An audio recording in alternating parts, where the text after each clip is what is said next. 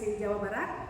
Perkenalkan, saya dengan Bayu Sriano, bertugas di SMK Negeri 1 Kota Cirebon. Saya dengan Siti Rohmah dari SD Negeri Galunggung. Saya dengan Tri Rahayu dari SD Negeri Ciremai. Dan saya Ririn Ismaya dari SD Negeri Cadas Ngampar. Kami akan melakukan demonstrasi kontekstual modul 2.3 coaching untuk supervisi akademik. Selamat menyaksikan.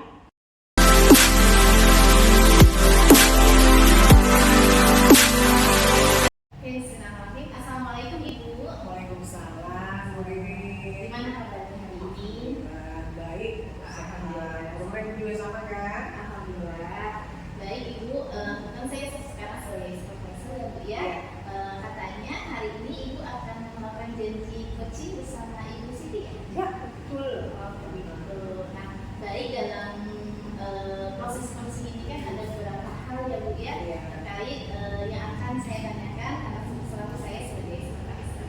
Di sini ada beberapa indikator yang akan saya tanyakan terkait unit penilaiannya. Yang pertama adalah bagaimana kecepatan ini apakah sesuai dengan delta yang sudah kita pelajari bersama-sama. Terus kemudian apakah Ibu ini mendengarkan dengan rasa, dan juga bagaimana kompetensi coaching ini apakah sudah dihadirkan atau belum, seperti kayak misalnya apakah coaching ini ada lessons-nya, kemudian mendengarkan secara aktif, dan juga bagaimana sebagai coach bisa memberikan pertanyaan-pertanyaan yang berbobot, dan sebagai coach bisa menyampaikan masalahnya sehingga bisa memberikan jawabannya. Baik Bu, terkait pertanyaan yang pertama adalah apa yang ingin Ibu kembangkan terkait kompetensi coach yang akan Ibu laksanakan? Kalau kompetensi, saya rasa dari yang ketiga ini penting ya Bu. Dari kita harus memang betul-betul dengan apa ya, dengan kehadiran kita tuh memang betul-betul tidak bisa menemukan permasalahan juga dari coaching kita, kemudian mendengarkan aktif juga, karena itu bagian daripada yang kita harus memang bisa mendengarkan sehingga kita akan paham betul. Dan yang berikutnya tentunya juga saya harus mampu menggali, beberapa pertanyaan yang sekiranya itu lebih berbobot untuk bisa menggali si solusi yang nanti akan si coachingnya juga bisa mencari. Itu bagus sekali Bu. Nah, terkait kompetensi yang spesifiknya yang akan Ibu kembangkan Menggali pertanyaan yang berbobot itu. karena lumayan ya Bu ya. Ya, kadang-kadang kan kita tuh tanpa disadari suka ada hilang, atau misalnya pertanyaan itu terkadang mungkin kurang mengenal terhadap si fokusnya. Mungkin ini yang harus saya Jadi, harus bisa gali. pengennya kan si coach ini bisa mengerti apa yang maksud kita kadang-kadang mana gitu ya. Gitu ya Bu. Nah, itu ya. Betul. Oke, baik. Nah Ibu, sebenarnya menurut Ibu indikator keberhasilan coaching ini bisa berjalan baik itu dari coaching itu seperti apa? Paling tidak mungkin coach ini ya Bu, tentunya bagaimana kita dalam coaching ini bisa menghasilkan solusi akan permasalahan yang dimiliki oleh si coach. Oke, baik. Nah mungkin itu aja Bu percakapan pra-observasi yang akan dilakukan. Nah, mungkin setelah habis coaching nanti kita akan melakukan persiapan pasca observasi. Seperti refleksi gitu ya Bu ya. Baik. Selamat atau silahkan menjalankan coaching hari ini. Semoga berhasil. Baik, terima kasih Bu Ririn. Nanti kita ketemu lagi ya Bu. Iya dong. Ya. Assalamualaikum Bu. Waalaikumsalam.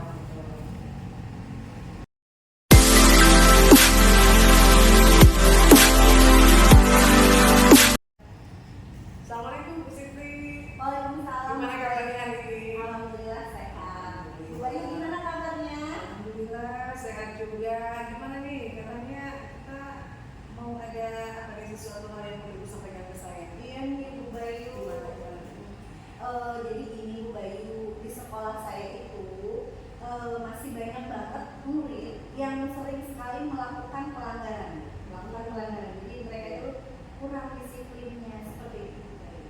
Jadi berarti tujuan ibu di coaching itu bagaimana untuk Jadi hari itu saya tuh pengen ketemu sama Bu Bayu, pengen supaya saya itu bisa mendapatkan solusi bagaimana caranya supaya anak-anak yang atau murid-murid di sekolah saya itu yang melanggar disiplin itu bisa berkurang atau bisa kalau bisa nggak ada sama sekali seperti itu. ya, berarti ini tujuannya udah jelas ya Bu, gimana caranya nih anak-anak yang melanggar itu jadi terlibat. Nah, kalau yang sudah berjalan di sekolah ibu, keyakinan atau kesepakatan yang ada di kelas atau di sekolah ini anak-anak sudah buat melibatkan gitu ya. Betul, kita sudah membuat kesepakatan kelas, keyakinan kelas di dalam kelas. Setiap kelas itu kita punya kesepakatan kelas, itu sudah buat di awal tahun ajaran baru seperti itu. Mungkin aturan yang terpasang di sekolah juga ada ya. Iya, betul sekali. Sekolah juga sudah menerapkan tata tertib sekolah itu sendiri seperti itu. Jadi sosialisasinya sudah ibu ya, dipasang di mana. Nah, sejauh ini upaya-upaya apa sih yang sudah ibu lakukan dengan selain daripada keyakinan tadi? Selain kita membuat kesepakatan kelas itu ya Bu ya, setiap ada pelanggaran yang terjadi di sekolah saya, seperti anak-anak saya itu melakukan pelanggaran sering terlambat sekolah, kemudian juga melanggar aturan kelas itu terlibat konflik itu sesama siswa gitu kan.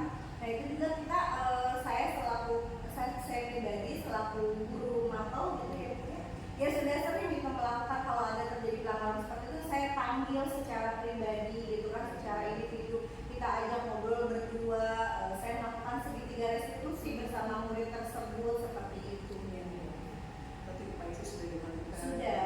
Dan itu memang rutin ya Bu. Iya, ketika siswa ada yang melanggar. Nah ini siswa yang melanggar itu dari semua tingkatan kelas.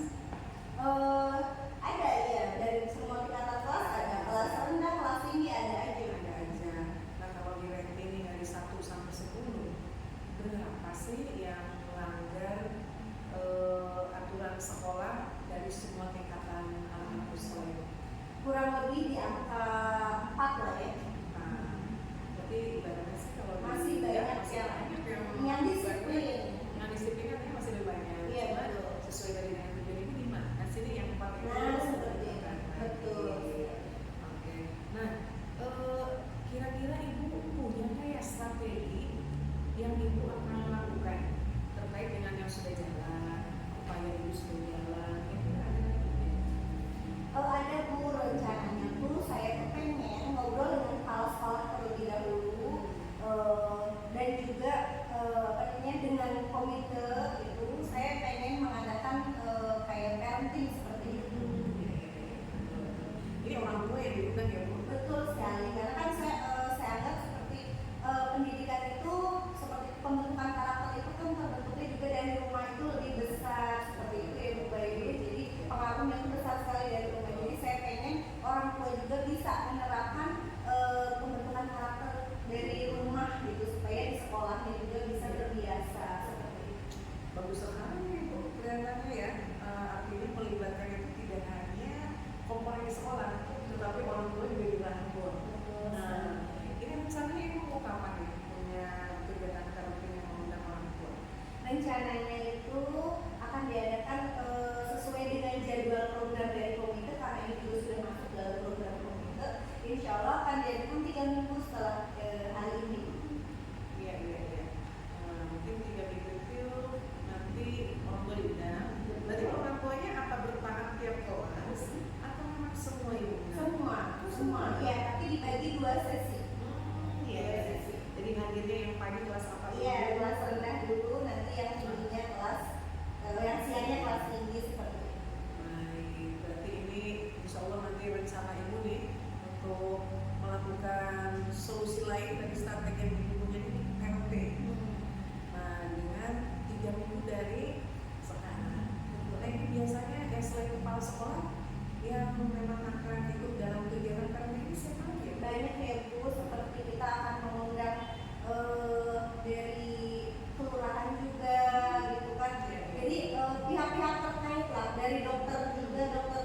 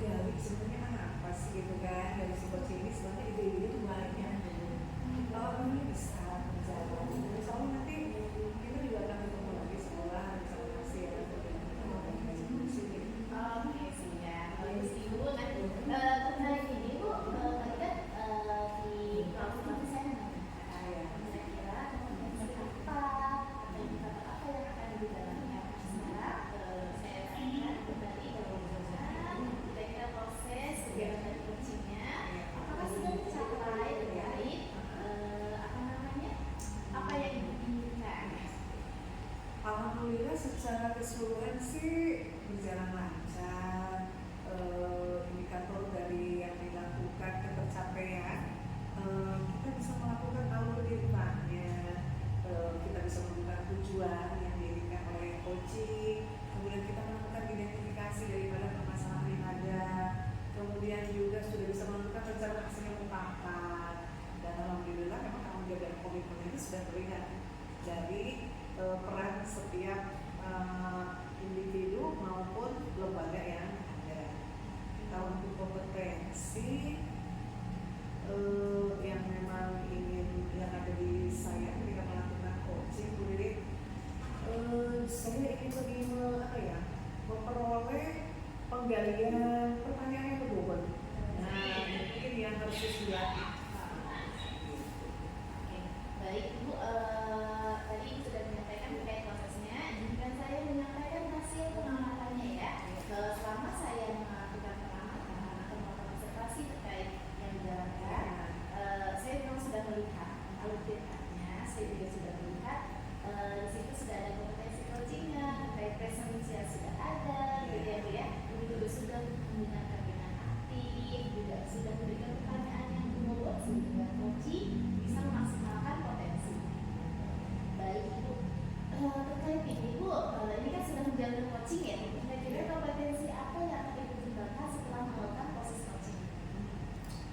Mungkin yang ditingkatkan sebagai pendengar yang baik, yang bisa menunjukkan empati sehingga si coach ini memang merasa didengar. Kemudian yang utamanya itu tadi menggali pertanyaan-pertanyaan yang lebih berbobot, bermakna, dan coachnya paham gitu ya, sehingga penggalian ide atau strategi atau solusi itu bisa didapat.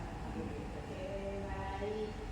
Semoga potensi yang akan dikembangkan ke depan bisa dimiliki sehingga bisa memberikan manfaat untuk rekan sejawat, karena kan ya kita bisa begini kan senang ya Bu ya.